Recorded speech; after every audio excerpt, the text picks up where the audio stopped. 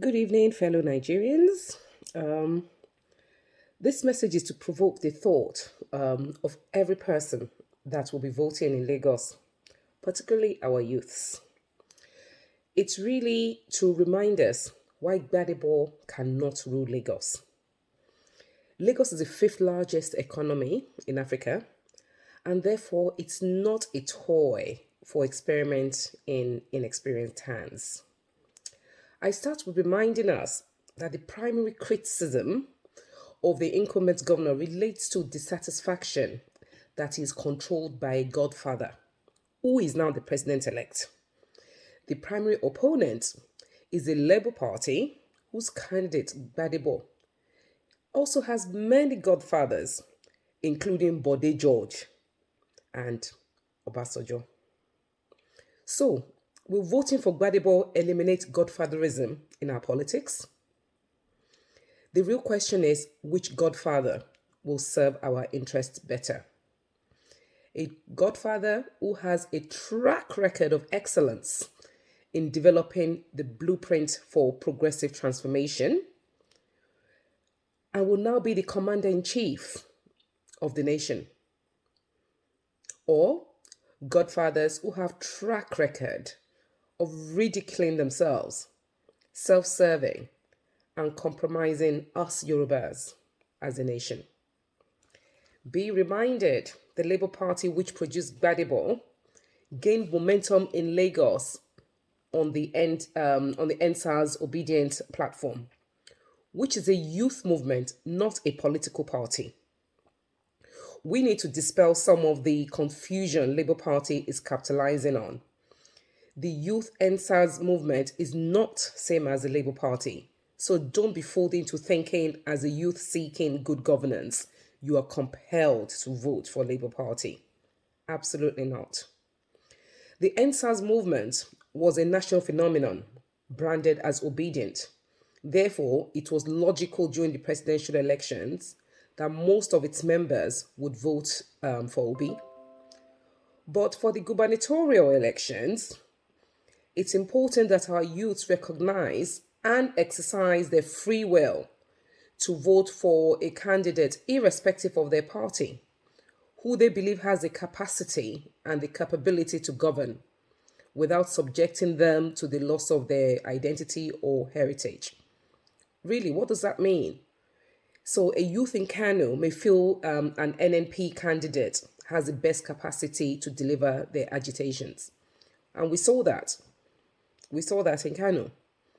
Whilst a youth in Anambra may feel a Labour candidate has the strongest, capability while sustaining their values and culture. So Lagos youths are no exception. So they could vote for a candidate who has the capacity to empower them economically whilst protecting their identity and heritage. Otherwise, they become second-class citizens in their own land. The Labour Party is a tribal party agitating for Igbo causes, not youth empowerment. This was clearly evidenced during the presidential and House of Rep elections, where the Labour Party only put forward Igbos as candidates, and they didn't believe any Yoruba, deserves to represent the party in Lagos. That is highly relegating. That itself should raise alarm bells to all Yoruba youths in Lagos and not be tricked again into supporting a platform that has other ulterior motives in Lagos that are contrary to the youth obedient movement. It is no coincidence that the party gave the Lagos governorship ticket to Gbadebo rather than a full-blown Yoruba man. Gbadebo indisputably is a thoroughbred Igbo man, aligned fully to his Igbo roots. He dresses and dances in Igbo traditions. He was raised as Patrick, not Gbadebo. He is married to an Igbo woman. He does not speak Yoruba, but fluently speaks Igbo. So how can someone who speaks another tribe's language possibly represent the people of Lagos? Without doubt, Gbadebo has been raised as an Igbo boy in Igbo traditions and is simply a front for his strong affiliations with other Igbo movements, particularly the IPOB and Biafra. We cannot afford to take the risk to hand him Lagos governorship. Also, be reminded that Gbadebo was in fact of the PDP, a member of the PDP at the time of the NSAS obedient protests.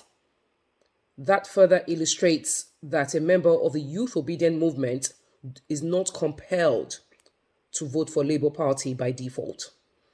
Even Gbadebo, who was, a very obedient NSAS activist, would have been voting PDP had he not been rejected from the party.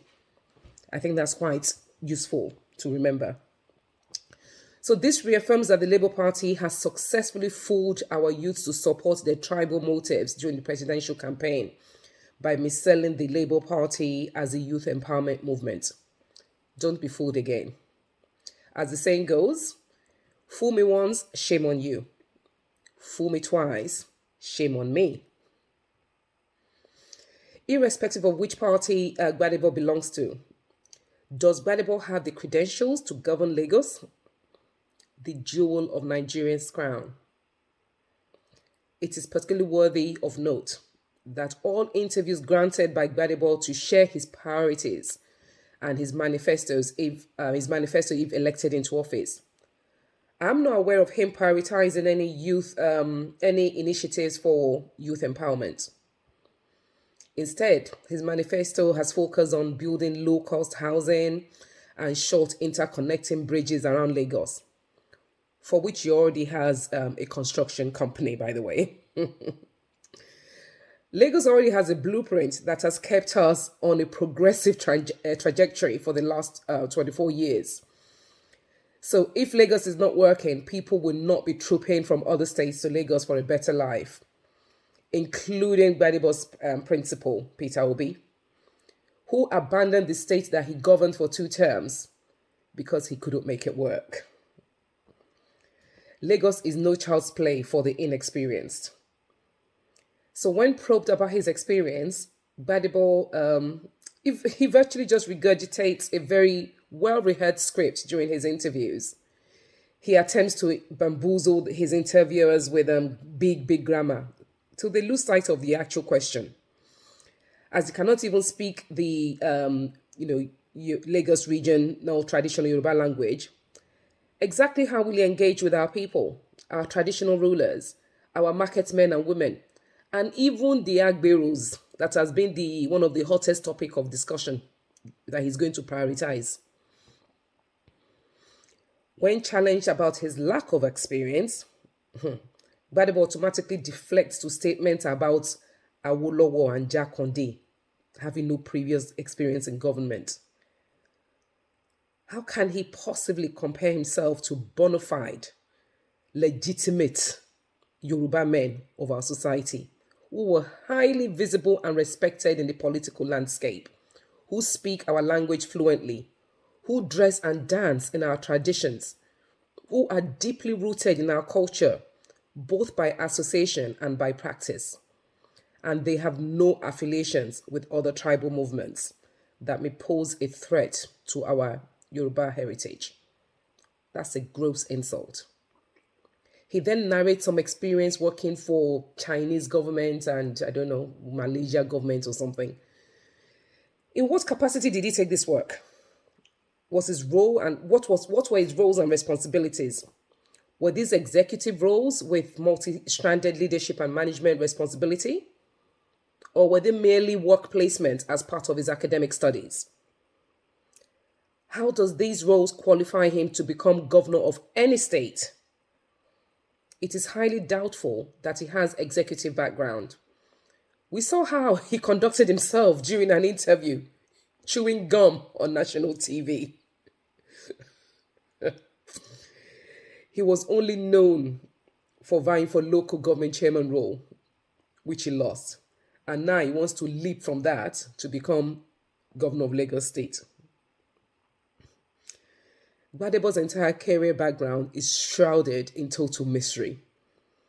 He returned to Nigeria in 2008 after completing master's in Massachusetts, in MIT. And then he wrote to complete his youth surveys in 2009.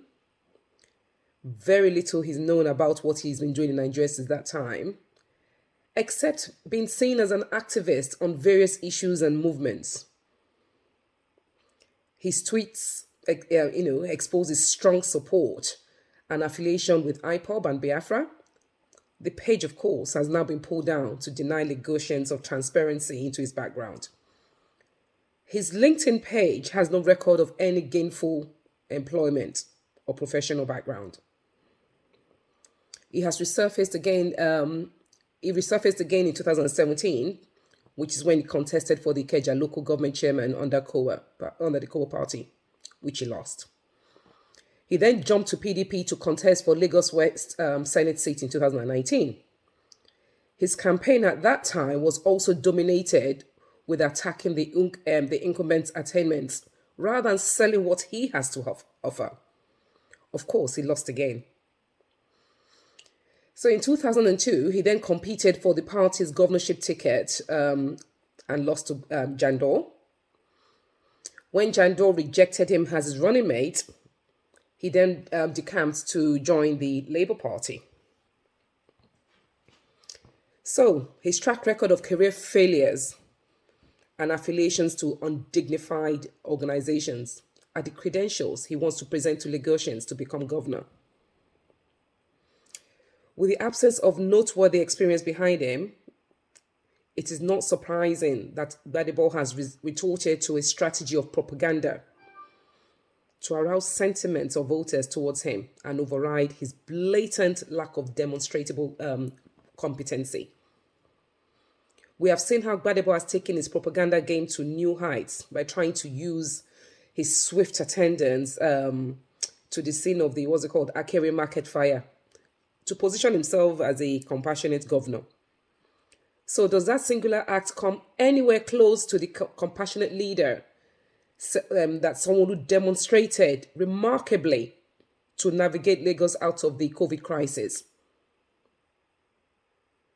Or did Gbadebo show any compassion to Lagosians when he led hoodlums during NSAS to destroy the homes, businesses, and livelihoods in, majority Yoruba areas, whilst they conveniently missed out Igbo communities like Amuwo, Alaba, Trade Fair, who did not suffer any losses during these protests? This man has zero credentials for him, even as a junior staff in Alausa, talk less a governor. Propaganda and demanding sentiments, even out of the shores of Nigeria. Can you imagine writing to US President, Ferdinand President? It didn't work for his principle for the presidential elections, so it cannot work for Gbadebo for the Lagos gubernatorial elections. People's eyes have opened. All the NSAS youths, they deceptively converted their votes to Labour Party, now understand there's a difference between their obedient youth movement and Labour Party, which is for Igbo agitations. So